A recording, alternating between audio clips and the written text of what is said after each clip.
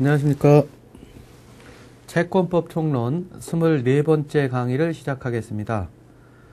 지난 시간에 변제에 대하여 살펴보았는데 이번 시간에는 변제가 있는 경우에 특히 그 변제가 채무자가 아닌 제3자에 의해서 이루어진 경우에 그 변제자 대위에 대해서 살펴보고 또 채무의 또 다른 소멸 원인인 대물 변제에 대하여 살펴보도록 하겠습니다.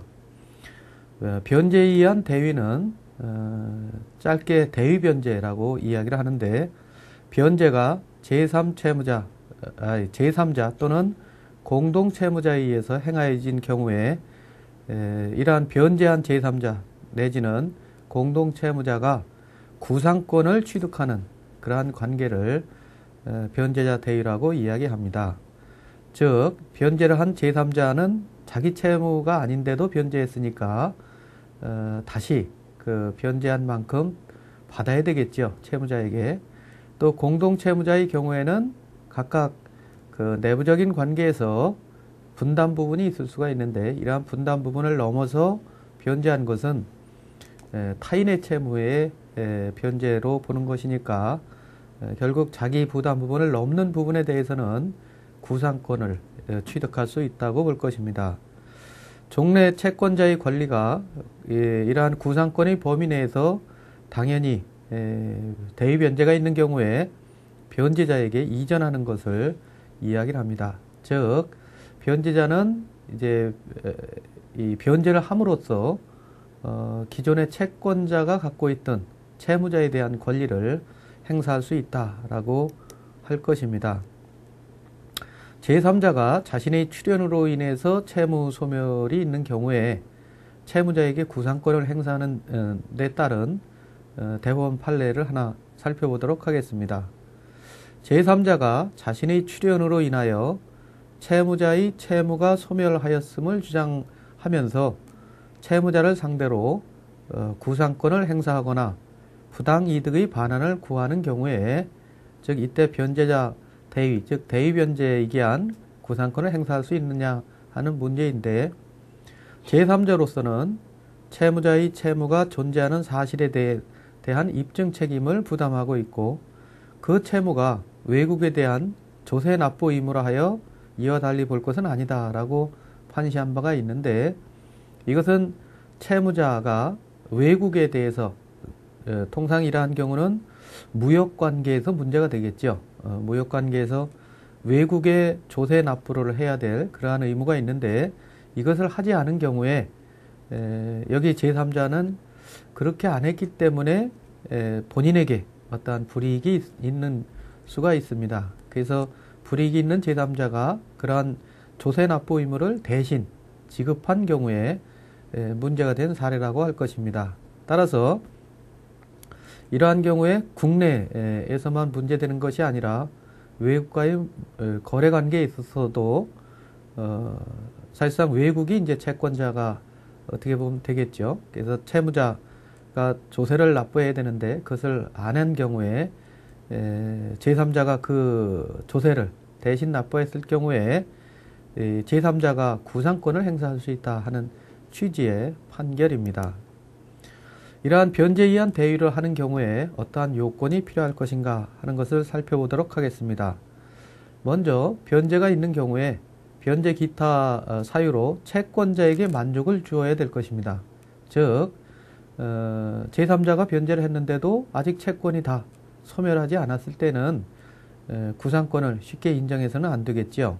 따라서 채권자에게 만족을 주어야 되는데, 그러한 만족을 주는 사유는 변제, 또 뒤에서 살펴볼 대물 변제, 공탁, 기타 자기 출제로 채무자가 채무를 벗어난 경우가 여기에 해당합니다. 즉 제3자나 공동채무자가 채권자에게 출제를 해서 채권자가 만족을 받는 것이죠. 여기 공동채무자가 상계하는 경우에 그만큼은 이제 채권이 소멸하게 되고, 물상보증인이나 저당 부동산의 제3취득자가 저당권의 실행으로 소유권을 잃는 경우에도 대위가 성립하게 됩니다.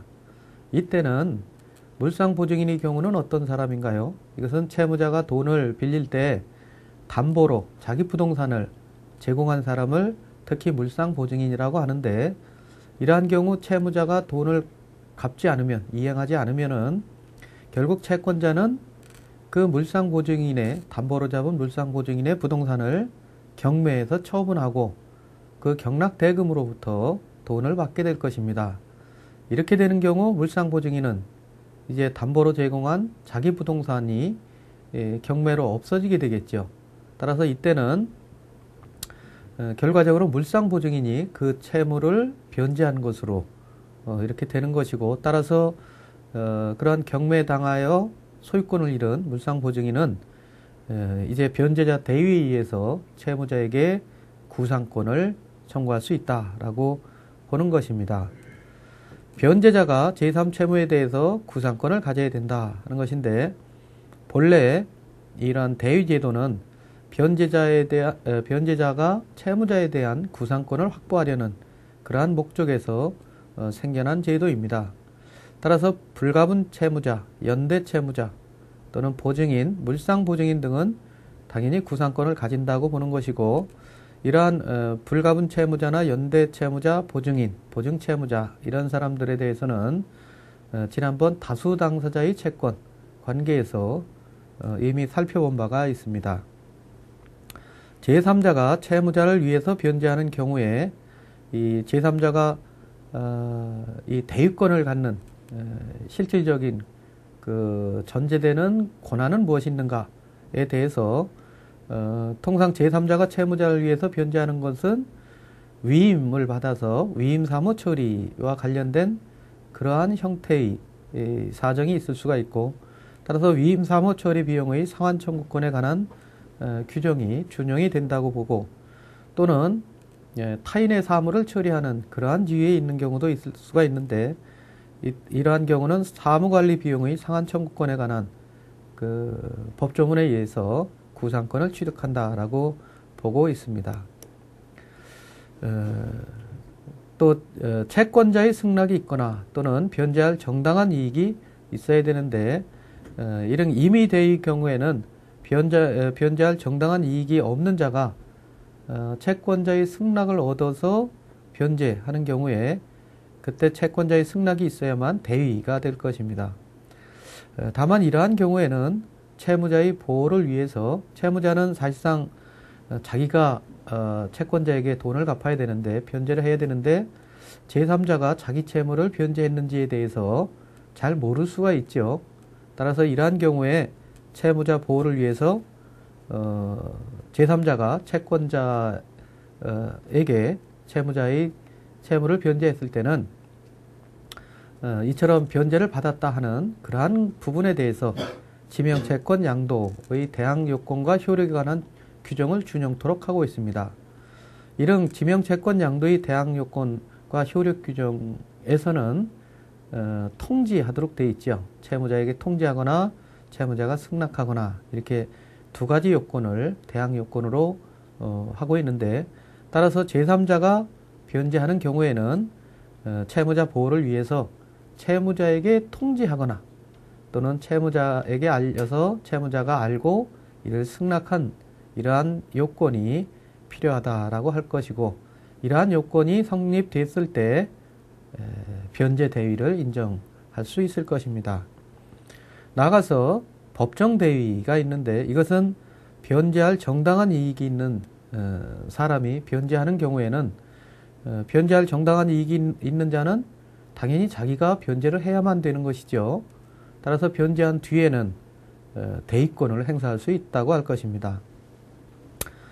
앞에서도 나왔습니다마는 불가분 채무자 또는 연대 채무자, 보증인, 물상보증인, 담보물의 제3취득자, 후순위 담보권자 등은 변제할 정당한 이익이 있는 사람에 해당이 됩니다. 특히 보증인이라든가 물상보증인 이러한 사람들은 채무자가 변제하지 않는 경우에 어떤가요? 자기가 제공한 부동산, 담보로 제공한 이러한 물건이나 또는 자기 재산으로 하여금 갚아야 되니까 채무가 더 늘어나는 경우를 또 막아야 되겠죠.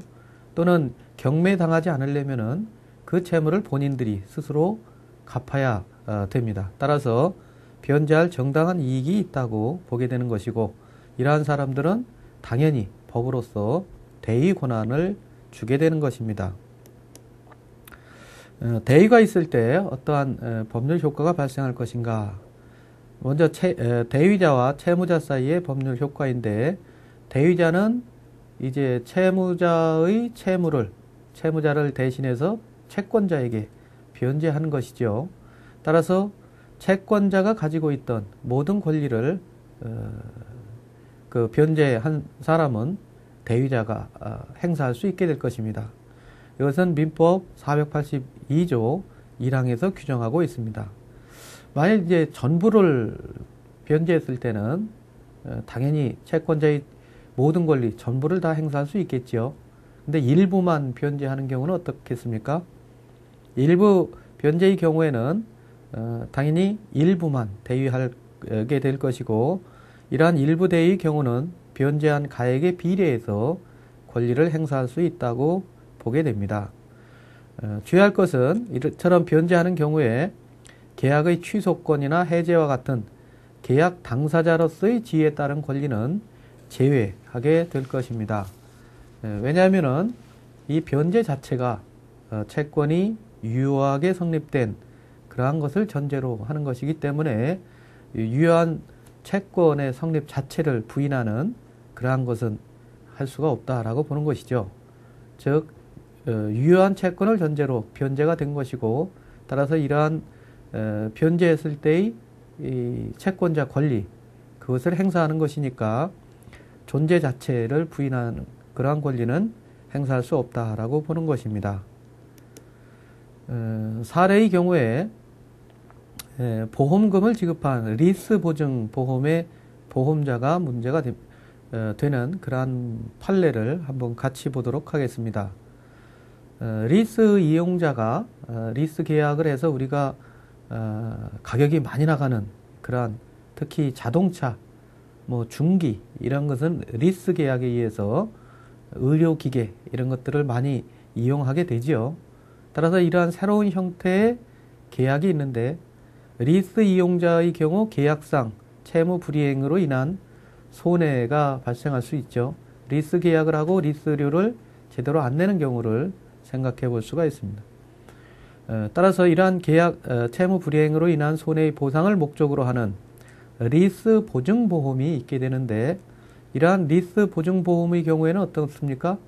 리스 계약을 하고 리스 물건을 받아서 자동차를 리스하는 경우에 자동차를 받은 사람이 리스료를 내지 않는 경우죠.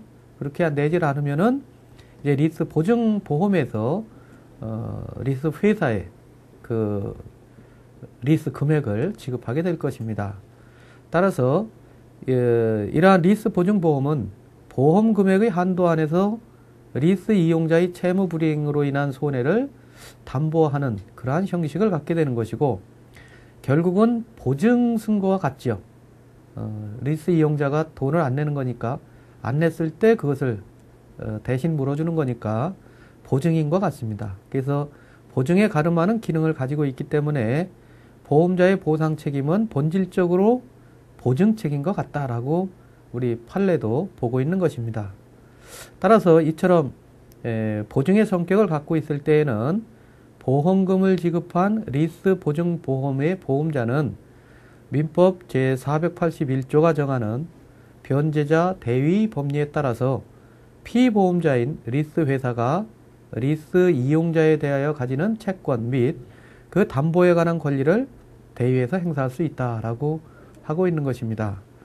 이것은 대위자가 채권자가 가지고 있던 모든 권리를 행사할 수 있다 하는 482조 앞에서 살펴본 그 내용을 여기서 판결에서도 이야기하고 있는 것이죠. 나아가서 이와 같은 변제자 대위에서 말하는 담보에 관한 권리에는 질권이나 저당권 또는 보증인에 대한 권리 등과 같이 전형적인 물적, 인적 담보뿐만 아니라 채권자와 채무자 사이에 채무 이행을 확보하기 위한 어떠한 특약이 있는 경우에는 그 특약에 기해서 채권자가 가지는 권리도 포함이 된다라고 보고 있는 것입니다. 즉 대위자는 채권자가 가지고 있던 모든 권리를 행사할 수 있기 때문에 바로 채권자와 채무자 사이의 특약으로 채권자가 더 가지고 있던 이러한 권리까지 대위자가 행사할 수 있다라고 보는 것입니다. 나아가서 보증인은 피보증인의 채무를 변제할 정당한 이익이 있는 자에 해당한다고 앞에서 설명드린 바가 있는데, 이처럼 변제할 정당한 이익이 있는 자에게 해당이 되기 때문에 그 변제로 인하여 당연히 채권자를 대위할 법정 대위권이 있는 것이고, 다른 특단의 사정이 없는 한은 채권자가 고의나 과실로 담보를 상실하게 하거나 감소되게 된 때에는 보증인의 대위권을 침해한 것이 돼서 보증인은 민법 제485조에 따라 그 상실 또는 감소로 인하여 상환을 받을 수 없는 한도에서는 면책을 주장할 수도 있는 것입니다. 이 민법 485조에 따른 면책 주장은 담보 가치를 상실시키는 그러한 행위를 하게 된 때를 이야기를 하지요. 따라서 이것은 뒤에 한번 다시 나오게 될 것입니다. 근저당권의 피담보 채무의 일부를 대위 변제한 경우에 이 변제자 대위는 어떻게 구성할 수 있는가 하는 것이 최근에 판례에서 한번 등장한 적이 있습니다. 변제할 정당한 이익이 있는 자가 채무자를 위해서 근저당권의 피담보 채무의 일부를 대위 변제한 경우에 이러한 대위 변제자는 근저당권의 일부 이전의 부기 등기의 경료, 원칙적으로 이제 등기를 해야 보다 더 확실하게 되겠죠. 근데 이러한 부기 등기 경료 여부에 관계없이 변제한 가액의 범위 내에서 종래 채권자가 가지고 있던 채권 및 담보에 관한 권리를 법률상 당연히 취득하게 되는 것이고, 대위할 범위에 관해서는 종래 채권자가 이미 배당 요구를 하였거나 또는 배당 요구가 없어도 당연히 배당받을 수 있었던 경우에는 구태여 따로 대위 변제자가 배당 요구를 하지 않아도 배당을 받을 권리가 있다라고 하고 있습니다. 즉 대위 변제자는 종래의 채권자가 가지는 모든 권리를 행사할 수 있다 이렇게 되고 있으니까, 여기서도 종래 채권자가 이미 배당 요구를 했거나 또는 배당 요구 없어도 당연히 배당을 받을 수 있을 때는 대위 변제자도 바로 그러한 위치에 들어가게 되는 것입니다. 따라서 별도로 이러한 행위를 하지 않아도 배당을 받을 수 있다라는 그러한 이야기입니다. 또 여러 명이 시기를 달리해서 채권의 일부씩을 대위 변제한 경우에는 어떨 것인가 하는 것인데, 그들은 각 일부 대위 변제자로서 그 변제한 가액에 비례해서 근저당권을 준공유하고 있다라고 보고 있는 것이죠. 여기에서는 다수 당사자의 채권 관계를 우리가 한번 염두에 두면 되겠습니다. 즉 주채무자가 돈을 갚지 못해서 보증인들이 아주 3명 있는데, 이 3명이 각각 일부씩, 한 사람이 전부 갚는 경우도 있겠지만은 보증인들이 일부씩 나누어서 이 빚을 갚는 경우도 있을 것입니다. 따라서 이처럼 각 일부씩 변제한 그러한 일부 대위 변제자들은 그 변제한 가액에 비례해서 근저당권을 같이 갖고 있다라고 보는 것이죠. 따라서 그러한 근저당권을 실행해서 배당함에 있어서는 다른 특별한 사정이 없는 한 각 변제 채권액에 비례해서 안분 배당해야 한다라고 판시하고 있는 것이고, 이것은 이른 돈을 그 대위 변제한 사람들이 500만 원 변제한 사람과 800 변제한 사람과 1000만 원 변제한 사람이 있다면은 각각 자기가 변제한 변제 채권액에 비례해서 비율별로 나눠야 되겠지요. 그래서 그러한 내용을 여기서 이야기하고 있는 것입니다. 법정 대위자 상호 간에는 어떠한 법률 효과가 있을 것인가 하는 것인데, 여기서는 통상 보증인과 전세물이나 저당물의 제3취득자와의 관계에서 이 법정 대위자 상호 간의 관계에 대해서는 우리 민법 482조에서 자세한 조문을 두고 있습니다. 다만 그 내용은 여기 두 가지만 이야기를 해놓고 있는데 이 내용보다는 좀 더 복잡하게 되어 있습니다. 따라서 구체적으로 이런 법정 대의자가 여러 명이 있는 경우에는 특별히 482조를 추후라도 참조해서 해결을 해야 될 것입니다. 보증인과 전세물이나 저당물의 제3취득자가 있는 경우에 보증인은 미리 전세권이나 저당권의 등기에 대위에 부기 등기를 할 필요가 있다. 이렇게 부기 등기를 해야만 제3자들도 알겠죠. 다른 사람들도. 따라서 이 보증인은 그러한 대위 등기를 미리 할 필요가 있겠다라는 것이고, 여기서 특별한 482조 2항 2호에서는 제3취득자는 보증인에 대해서는 채권자를 대위하지 못한다라고 법률 규정을 명시하고 있습니다. 따라서 이처럼 제3취득자는 먼저 주채무자의 보증인이 있는 경우에 보증인에 대해서는 채권자를 대위해서 돈을 갚아라, 이런 이야기를 하지 못한다라는 것입니다. 보증인과 물상보증인이 여러 명이 있는 경우가 있습니다. 즉 수인의 보증인이나 물상보증인이 이렇게 따로따로 있는 경우, 보증인도 있고 부동산을 내서 담보로 제공한 그러한 사람들도 있고 하는 경우에는 다른 보증인이나 물상보증인에게 구상 청구가 가능한데, 이러한 경우에도 우리 482조에서 특별한 복잡한 조문들을 두고 있기 때문에 이처럼 법정 대의자들이 여러 명이 있는 이러한 특수한 경우에는 482조를 별도로 참조하시길 바랍니다. 대의 변제자와 채권자 사이에는 어떠한 법률 효과가 있을 것인가?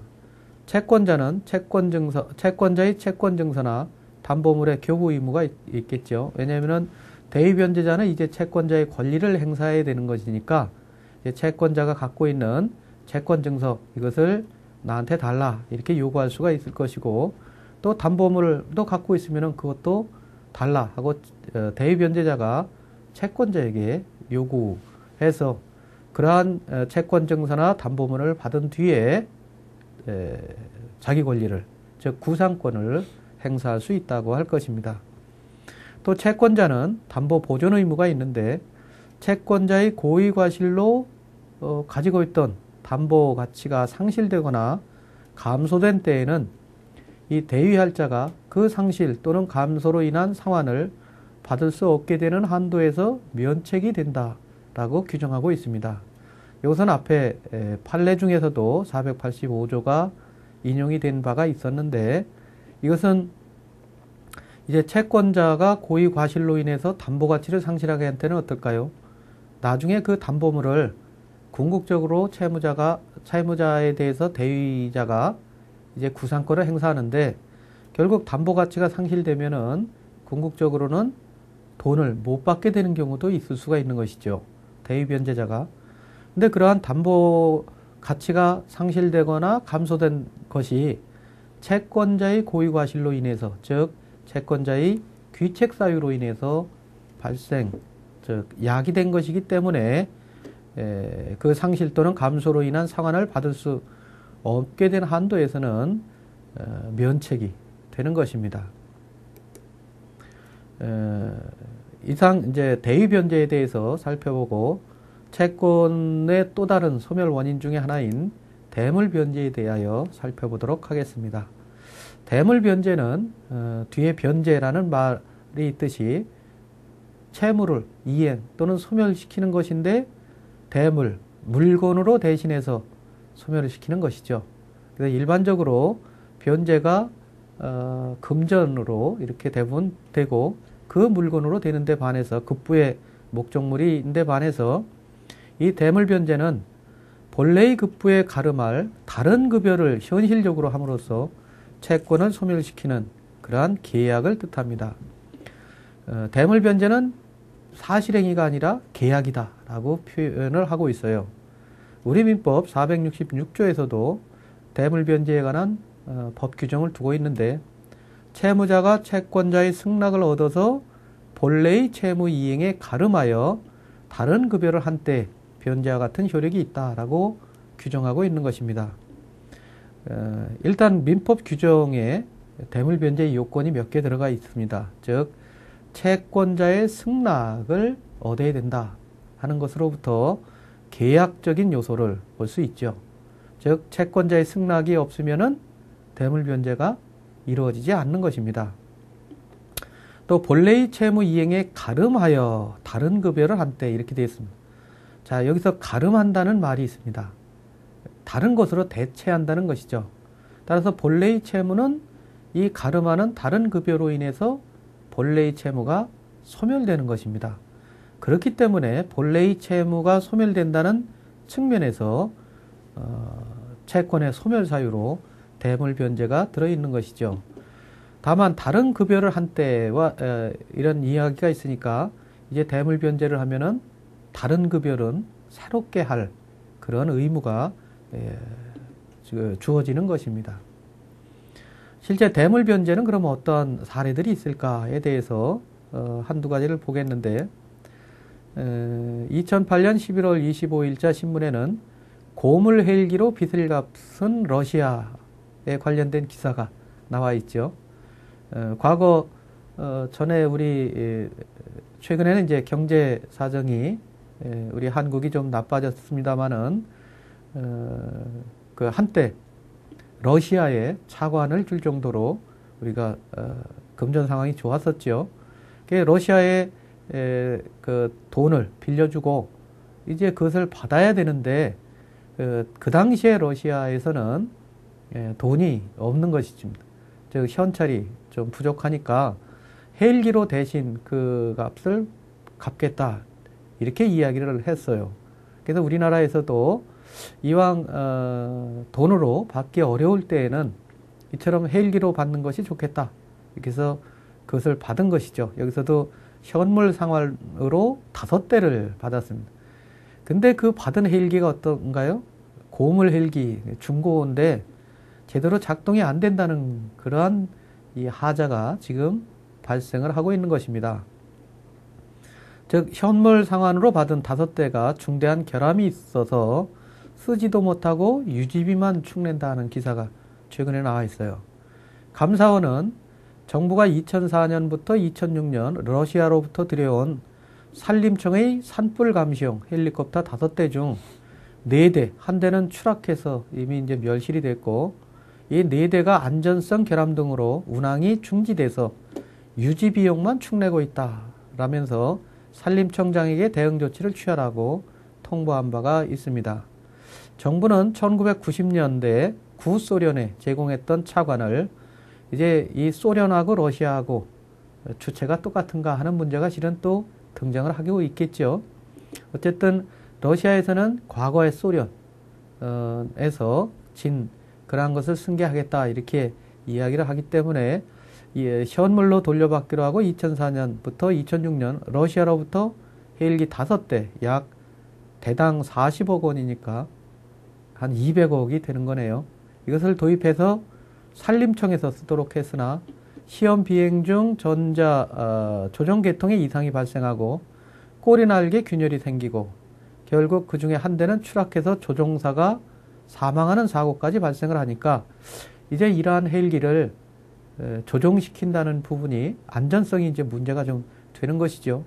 따라서 그러한 사고 이후에 현재까지 가동을 안 하니까 사실상 활용할 수 없는 그러한 헬기가 있는 것입니다.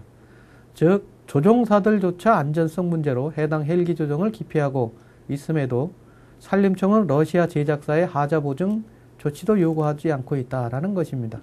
그리고 일단 헬기는 현재 보관하고 있으니까 유지를 해야 되겠죠. 그래서 보험료와 그 지상 시운전 비용으로 연간 1억 원이 낭비되고 있다라는 지적을 하고 있습니다.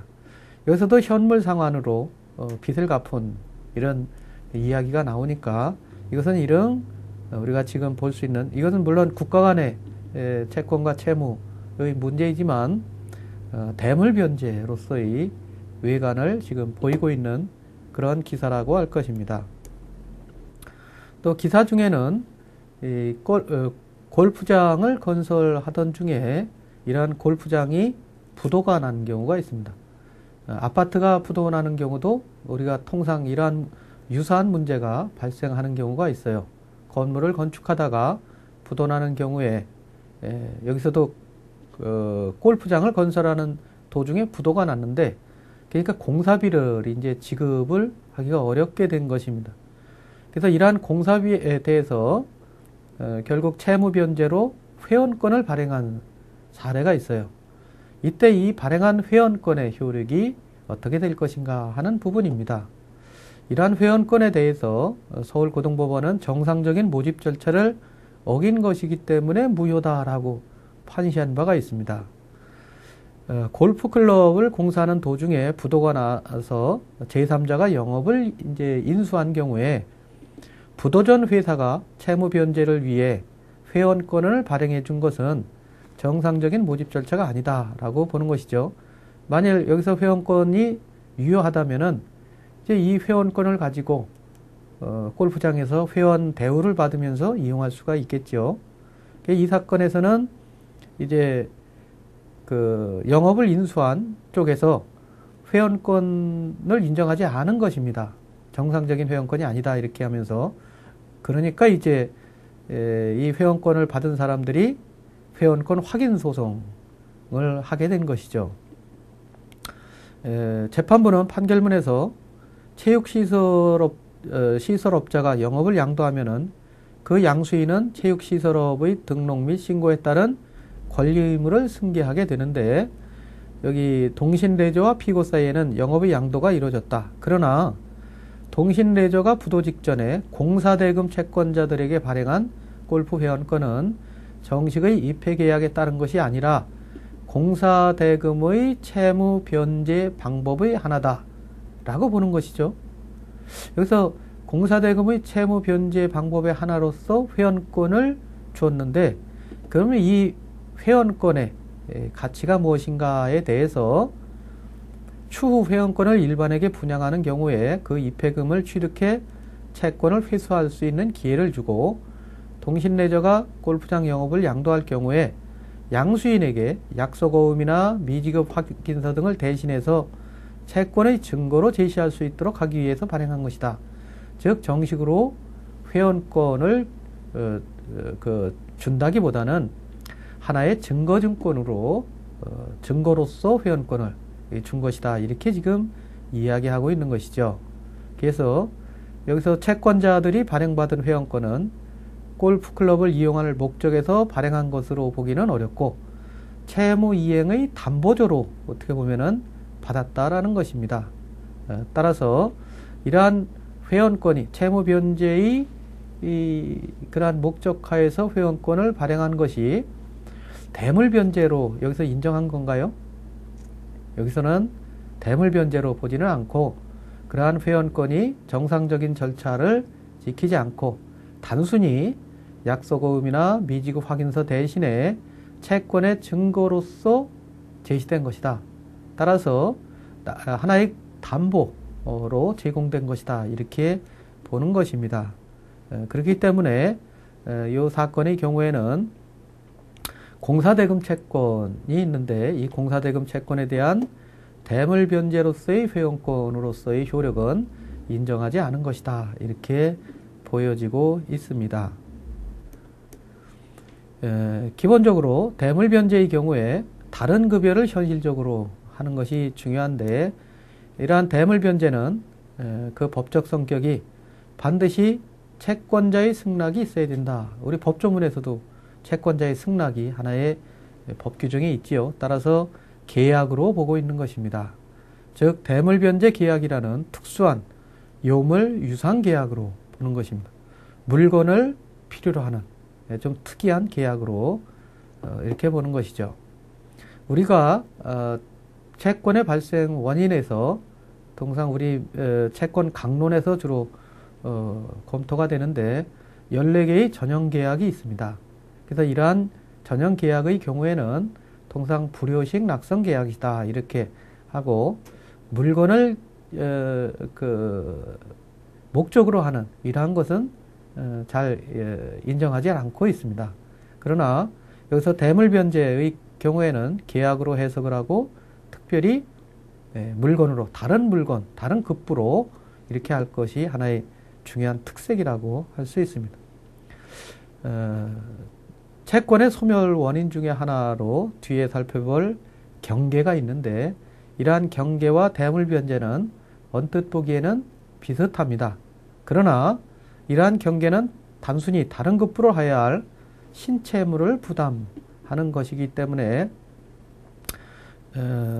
대물변제와는 좀 다릅니다. 대물변제는 기존의 채권과 채무가 소멸하는 것에 중점을 두고 있기 때문에 그렇습니다. 대물변제의 경우에는 특수한 하나의 법률 형태가 발생을 하게 되는데, 특히 대물변제의 예약이라는 것입니다. 대물변제와 예약이라는 민법상의 두 제도가 결합해서 이루어지는 것이고, 이러한 대물변제 예약에 대해서는 소비대차에 관한 607조와 608조가 적용이 돼서 부당한 경우에 감액을 할 수 있는 이러한 조치가 취해지고 있습니다. 또 이러한 대물변제 예약은 일종의 물적 담보로서의 기능을 하게 되는데, 이러한 대물변제 예약은 통상 장래의 소유권 취득을 보전하기 위해서 가등기의 형식으로 부동산에 설정이 될 수가 있고, 이를 특히 가등기 담보라고 이야기를 합니다. 원래 가등기는 매매 예약을 하면서 매매 예약에 의한 가등기를 하게 되는데, 지금 여기서 말하는 대물변제 예약의 경우에는 이를 특별히 본래 의미의 가등기와는 다른 담보로서의 역할을 하기 때문에 이를 특별히 가등기 담보라고 이야기를 하고, 종래 이 가등기 담보는 또 다른 그 제도인 민사소송법상의 재소존화해라는 제도가 있습니다. 이러한 재소존화해와 또 결합을 해서, 그래서 대물변제와 예약, 이 민법상의 두 제도하고 재소존화해라는 민사소송법상의 제도가 또다시 결합을 해서 사회 문제가 된 적이 있습니다. 통상은 금전을 빌려주고 이자를 아주 높게 이렇게 약정하는 그러한 경우에, 그러한 돈을 갚지 못했을 경우에 물건으로 대신 변제하는 것이죠. 그래서 살고 있는 집이라든가 부동산을 대물변제 예약을 하는 것입니다. 그리고 재소존화해까지 하면은 이제 제 날짜에 갚지 않으면 어떨까요? 그 재소존화해는 판결하고 같습니다. 효력이. 따라서 바로 이전 등기를 해갈 수가 있어요. 따라서 쉬운 말로 한 3천만 원 빌리고 이 가등기 담보 형식으로 1억 원짜리 그 아파트를 그 가등기 해놓으면은 제 날짜에 돈을 갚지 않으면 어떨까요? 바로 본등기를 재소존 화해에 의해서, 그 화해 조서에 의해서 이전해 갈 수가 있는 것입니다. 따라서 이것이 이제 크게 사회 문제가 됐기 때문에 현재 우리 민법에서는 특별법으로 가등기 담보 등에 관한 법률을 마련을 해서 현재는 이 가등기 담보로 인한 폐해를 많이 줄이고 있는 것입니다. 대물변제가 되는 경우에 그 요건이 무엇이 있을까? 당사자 사이에 합의 내지는 계약이 있어야 되는 것이죠. 우리 대물변제 계약이라고 이야기를 했으니까 채무자 쪽의 대물변제 의사와 채권자 쪽의 대물변제 수령 의사가 합치돼야 된다. 두 번째 요건이 이행에 가름해서 돼야 된다. 여기 법조문에도 나와 있는 것인데, 이행에 가름해서 해야 되는 것이기 때문에 이로 인해서 이제 채무가 소멸이 되는 것입니다. 대물변제는 계약이기 때문에 당사자의 행위 능력도 역시 필요하다, 이렇게 봅니다.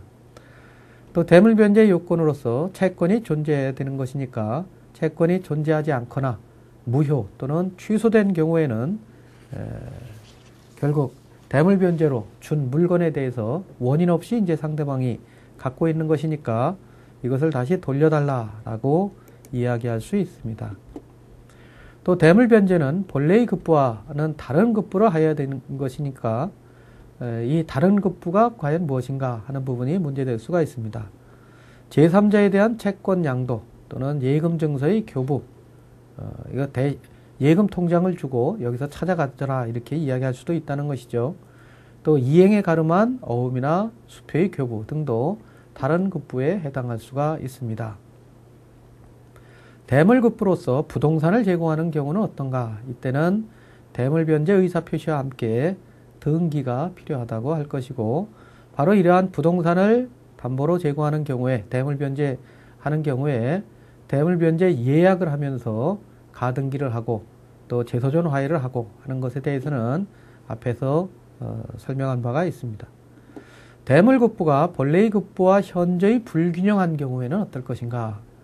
즉 3천만 원을 빌려주고 나중에 대물변제로 1억 원짜리를 이전 등기하는 경우는 어떨까요? 이것은 현저히 불균형한 경우에 해당하기 때문에, 다만 이러한 불균형이 채무자의 궁박이나 경솔, 무경험 등을 이용한 것이라면은 우리 민법 104조에 의해서 폭리행위에 해당이 되기 때문에 무효라고 할 것입니다. 또 본래의 채무 이행에 가름해서 다른 급부가 행하여져야 됩니다. 여기 가름한다는 말이 상당히 중요한 의미를 갖는데, 변제를 위해서 하는 것이 아니라 변제에 가름해서 대물급부가 필요합니다. 변제를 위해서 하면 어떤가요? 그것은 그냥 이행하는 것이죠. 그래서 어음이나 수표를 변제 수단으로 교부하는 경우에 채무자가 기존 채무의 이행 수단으로, 즉 변제를 위해서 어음 수표를 교부한 때에는 대물 변제로는 보지 않습니다. 그래서 기존 채무를 소멸시키기 위해서, 즉 변제에 가름해서 교부할 때만 대물 변제가 된다라고 하는 것이고, 당사자 의사가 분명하지 않은 경우에는 어떤가? 이거는 변제를 위해서 지급한 것으로 추정하게 됩니다. 즉 종래의 채권 채무가 소멸하지 않고 아직 살아있는 것으로 이렇게 하는 것이죠. 왜냐하면은 어음수표가 부도나는 경우가 있기 때문에 그렇습니다. 그러한 경우 변제를 위해서 지급받았다 이렇게 해야 종래의 채무도 아직 살아있는 것으로 이렇게 볼 수 있기 때문에 그렇습니다. 따라서 우리 대법원 판례의 경우에도 채무자가 채권자에게 기존 채무의 이행에 관하여 수표를 교부하는 경우에 다른 특별한 사정이 없는 한 이를 지급을 위하여 교부된 것으로 추정할 것이고, 따라서 기존의 원인 채무는 소멸하지 않고 수표상의 채무와 병존한다라고 보고 있는 것이죠. 즉 어음수표가 이렇게 교부한 수표가 부도날 경우에 기존의 채권자를 보호해야 될 것입니다. 따라서 이때는 수표상 채무와 기존의 원인 채무가 같이 이렇게 성립된다라고 보는 것입니다. 대물 변제가 있을 때 어떠한 법률 효과가 생길까요? 말 그대로 변제라는 것이 있기 때문에 변제와 같은 효력을 주고 있습니다. 즉 채권 및 채권을 담보하는 담보권도 이제 모두 다 소멸하게 되는 것이죠. 또 이렇게 대물로 준 급부에 하자가 있는 경우는 어떨까요? 그때는 매도인의 담보 책임을 준용을 해서 계약 해제 또는 손해배상 청구, 그리고 종류물인 때에는 흠이 없는 것을 청구할 수가 있다고 할 것입니다. 아까 대한민국에서 빌려준 빚 대신 러시아로부터 헬기를 받았는데, 그러한 헬기에 지금 흠이 있는 것이죠. 하자가 있는, 목적물에 하자가 있는 경우에 해당한다라고 본다면 어떻습니까? 바로 매도인의 담보 책임에 관한 그러한 것을 준용을 해서 아까 신문기사에도 있듯이 수리해달라 이렇게 청구할 수도 있겠죠. 또 종료물인 때에는 흠이 없는 다른 것을 달라 이렇게 청구할 수도 있고, 기타 계약 해제 또는 손해배상 청구도 가능하다고 할 것인데, 개인 간의 채권과 채무에 대해서는 이러한 것이 쉽게 이루어지겠지만은 지금 러시아로부터 받은 헬기의 경우에는 국가 간의 채권과 채무의 관계로서 이런 바로 민법이 적용되지는 않을 것입니다. 어쨌든 채권과 채무가 있을 때 대물 변제를 받는 경우에는 이처럼 대물급부의 목적물에 하자가 있는 경우 등 여러 가지 새로운 법률 문제가 발생할 수 있기 때문에 대물 변제를 받는 경우에는 이러한 점에 대해서 주의를 해야 될 것입니다. 오늘은 그 변제의 경우에 변제자 대위, 나아가서 또 다른 채권의 소멸 원인 중 하나인 대물 변제에 대하여 살펴보았습니다. 오늘 강의를 여기서 마칩니다.